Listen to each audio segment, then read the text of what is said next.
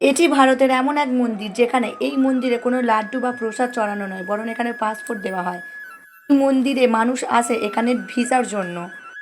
এটি হায়দ্রাবাদের বালাজি মন্দির। এখানের নিয়ম খুব সোজা এবং সরল। ভিসার জন্য মানত করতে এলে 11বার প্রদক্ষিণ করতে হয় এবং ভিসা কনফার্ম হয়ে গেলে সেখানে এসে উল্টো দিক করে 108বার মানত পূরণ করতে হয়।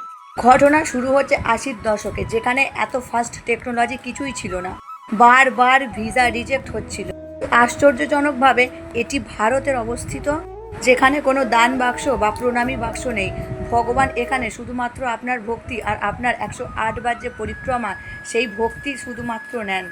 আর আশ্চর্যজনকভাবে তাদের ভিসা লেগে যায়।